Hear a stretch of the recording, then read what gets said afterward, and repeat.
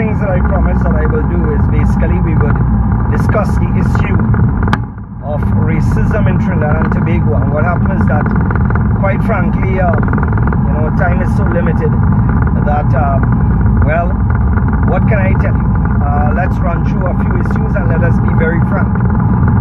Firstly, I will tell you that I come from a family of 14, and what happened is that in the days of old, in my grandparents' days, of course, being indentured laborers, growing up in a cane field, what you would find is that there was a level of racism there, because that is all you saw, that is the people that you associated with, and quite frankly, those are the people that you call your close acquaintances.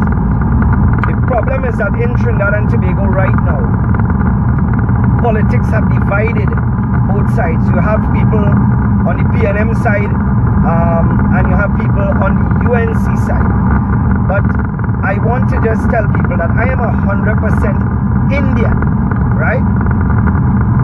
Even though you can't see it in my hairstyle, I am 100% Indian. And I can tell you quite frankly that I have heard more racist statements from Indians, almost 100 to 1. I make no apologies for that, because that is fact. Almost 100 to 1, right? 100 Indian and 1 African. The reality of it is that I have grown up eating from everybody, drinking from everybody. I want you to watch something. Watch how much Indians will support an African business, especially a food business. Go to that African food business and see how many Indians support. Vice versa. Look at how many Africans will support the Indian business, the food business. It's not that the Indian people don't like African food, Hey, give me cuckoo and give me crab, I good to go. But the sad reality of it is that many Indians in Trinidad and Tobago actually scorn African people. And that is a fact. There's no ifs, ands or buts about that. That is a fact. And I have seen it with my own eyes. People that I have associated with in the past. And I'll tell you something as well. Under the People's Partnership, when we were in private gatherings, you would hear the most nastiest set of remarks. You would hear the most nastiest set of statements. So therefore, a lot of the negativity and the racism that you see now, you don't only find a few, It is almost like it's inherently based in some of their genetics, whereby they must be racial to prosper. They must be racial to move forward. And when you look at the People's Partnership, and you look at, the people who were promoted, the contractors, the 10 young boys, the 35-year-old, the 36-year-old, the Indian community, the 10 top, well, they were Indians. Why? Because that is what the People Partnership did. And when somebody could show me that the PNM did reverse, I will agree with them.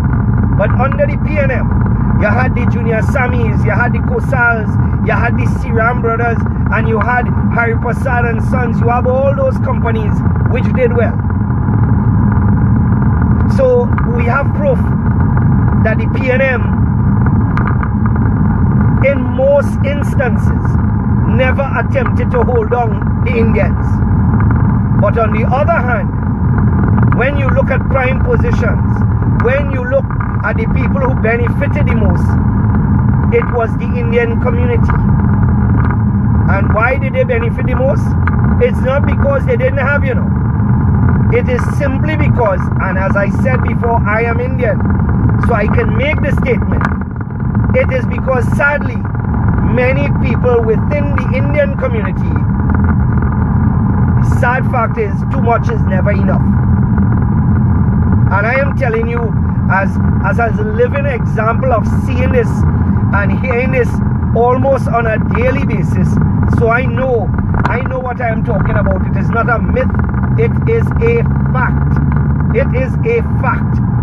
So when you hear people like Melissa, and you hear people like my partner from the CDA, the Chaguaramas Development Authority, who made the worst of remarks against African people, what did the People's Partnership do? They put him in Rienzi complex even though he made those racist remarks. They put him in head office because he is now fully qualified to be a member.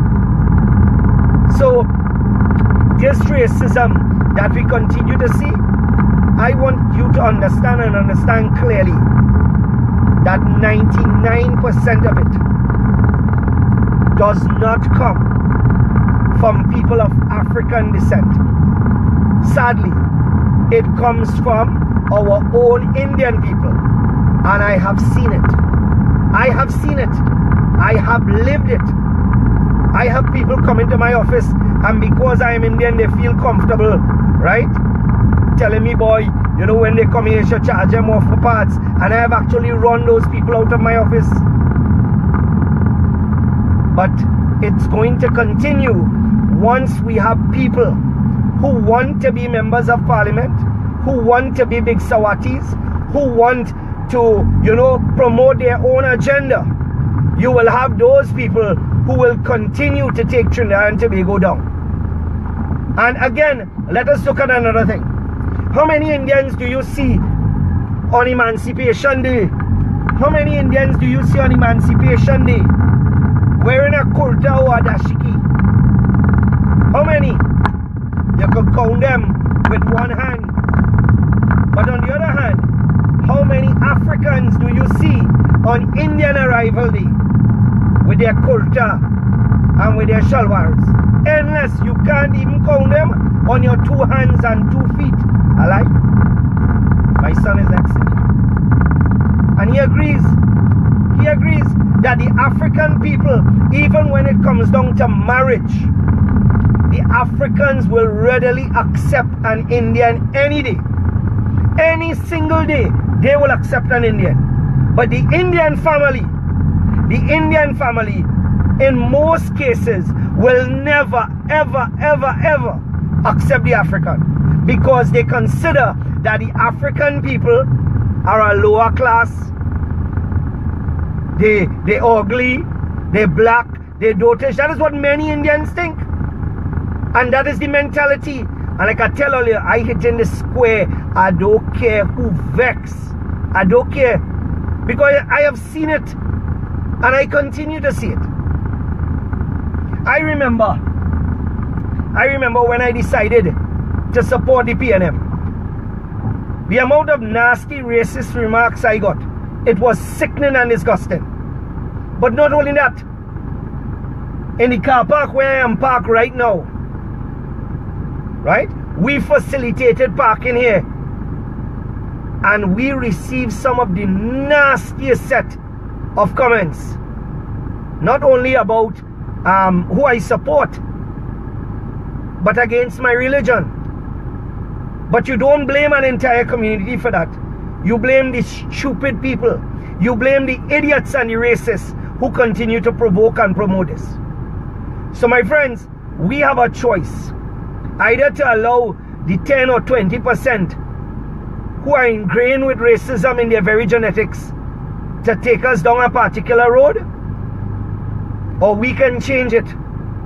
So the Melissas and all those who are like her, when their voices are heard, it will be so silent that it will be insignificant. It will be a waste of time. It would not make sense. So, from today, you and I will make a pact that we will honor one another, that we will cherish one another for who we are. We will love one another and our differences. And again, I challenge any of you with the points that I have made. Go to all those shops, the corn soup shops. Go to the crab and dumpling shops. Go to the breakfast shed. Go to the breakfast shed and see if you see Indians lining outside the door. See, you go see a few, but how many? But watch how many Africans buying roti at the Indian roti shops every day. Watch how many Africans buying doubles every single day.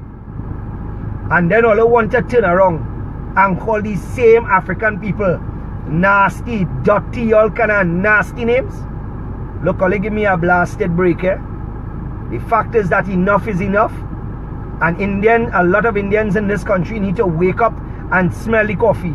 And those same Indians, all their friends is Indian, all their employees is Indian. The place where they just fix their cars, where they do business is only Indians. But their customers, they don't mind the African as their customers. Because you see the African money good. They're not good, but the African money good. So my dear friends, God bless you. May He bless Trinidad and Tobago. And like I said, people like Debbie, I call a name, who refer to African people as picky head. Right? Debbie. People like Alan and others who continue to promote racism, right, to the highest level. All you continue. All you continue. But you know what I pray for you?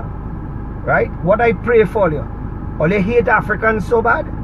I pray that all your children and all your wife don't have to go to an African doctor to save their life. Or the day they need blood, you want O positive Indian or A positive Indian blood. I wonder what all you gonna do if all your child married an African. All you gonna hang all yourself? Eh? It have a man with a big mouth who does be on radio, one of the biggest racists in this country.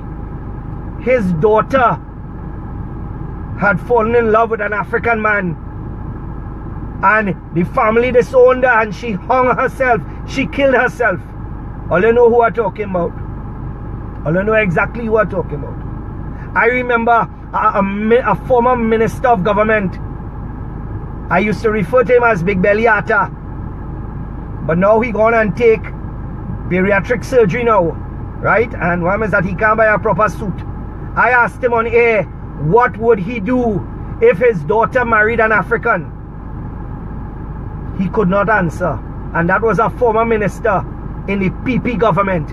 He could not answer. But he wanted to represent people that are African. Give me a bloody break. Give me a bloody break. So God bless you. Take care. I going and walk now, and who vex? Hard luck. Hard luck. It's time I'll get a dose of the truth. And you know the first thing them Indian people will say? He don't like Indian. He hate Indian. Well, boy, that had to be the most stupid statement ever.